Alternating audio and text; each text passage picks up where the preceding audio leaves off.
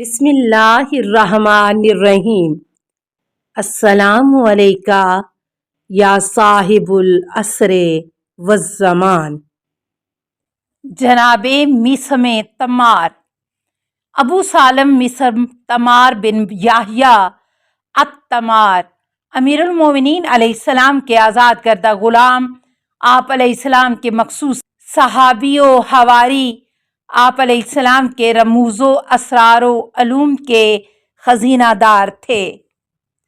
علامہ ابن ابی الحدید لکھتے ہیں، میثم کو امیر المومنین علیہ السلام نے بے شمار علم اور مخفی اسرار پر مطلع کیا تھا۔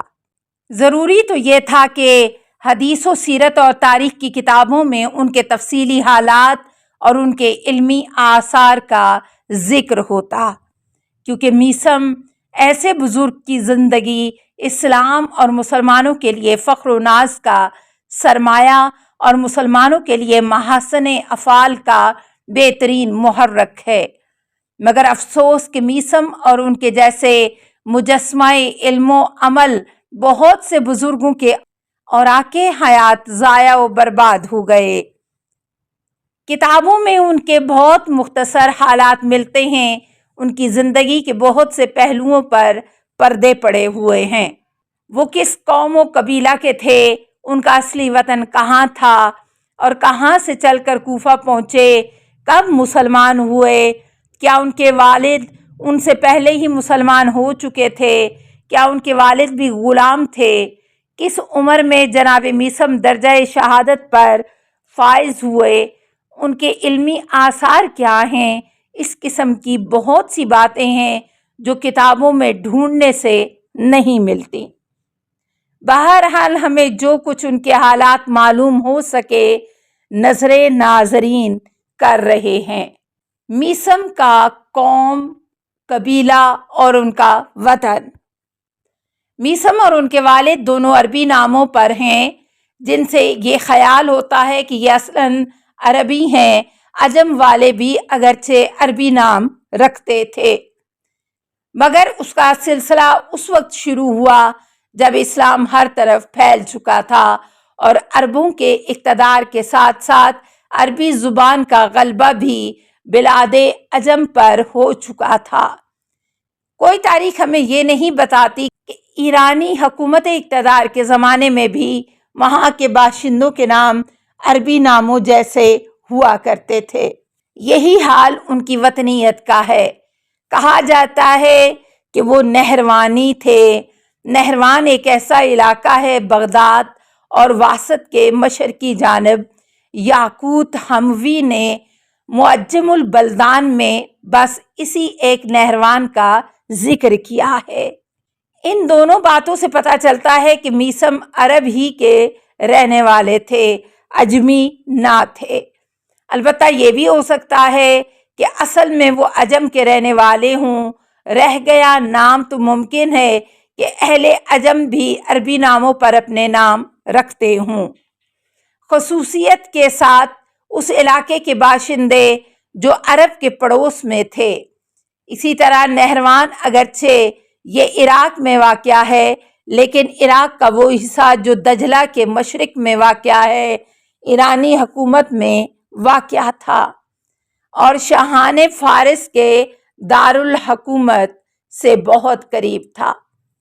میثم کے عجمی ہونے کے ثبوت میں امیر المومنین علیہ السلام کے الفاظ سے بھی تصدیق ہوتی ہے۔ جب امیر المومنین علیہ السلام نے قبیلہ بنی اسد کی ایک خاتون سے انہیں خرید کیا اور آپ نے ان کا نام پوچھا تو انہوں نے اپنا نام میثم بتایا، تو آپ علیہ السلام نے فرمایا تمہارے والد نے عجم میں تمہارا نام میثم رکھا تھا۔ اسی طرح یہ بات بھی طے شدہ نہیں کہ عجم خاص کر ایران والوں کو کہا جاتا تھا یا دوسرے علاقوں کو بھی۔ عام طور پر اہل عرب اپنے کو چھوڑ کر باقی ساری دنیا کے لوگوں کو، جس میں ایران وغیرہ سبھی شامل ہیں، عجم کہتے تھے۔ پھر انہیں نہروانی جو کہا جاتا ہے تو آیا اسی وجہ سے کہ یہ نہروان میں پیدا ہوئے تھے یا کہیں اور سے آ کر نہروان میں بس گئے تھے۔ ان تمام باتوں میں سے کسی بات کے متعلق قطعی طور پر کوئی فیصلہ نہیں کیا جا سکتا۔ میثم کا اسلام۔ تاریخ کی کسی کتاب سے پتہ نہیں چلتا کہ وہ کب کوفہ آئے، قبیلہ بنی اسد کی عورت کیوں کر مالک ہوئی، کب وہ اسلام لائے۔ البتہ گمان ہوتا ہے کہ امیر المومنین علیہ السلام کی غلامی میں آنے سے پہلے ہی وہ مسلمان ہو چکے تھے۔ امیر المومنین علیہ السلام نے جب ان سے کہا کہ رسول اللہ صلی اللہ علیہ وآلہ وسلم مجھے خبر دے چکے ہیں کہ تمہارے وطن عجب میں تمہارے والد نے تمہارا نام میثم رکھا تھا، تو میثم نے کہا تھا صدق اللہ و رسولہ و صدق امیر المومنین، سچ کہا خدا اور رسول صلی اللہ علیہ وآلہ وسلم نے، اور سچ فرماتے ہیں امیر المومنین علیہ السلام۔ اس جملے سے تو یہ بھی معلوم ہوتا ہے کہ وہ مسلمان ہی نہیں بلکہ مومن اور امیر المومنین علیہ السلام کی خدمت میں آنے سے پہلے ہی آپ کے دوستداروں اور ارادت مندوں میں سے تھے۔ میثم غلام تھے۔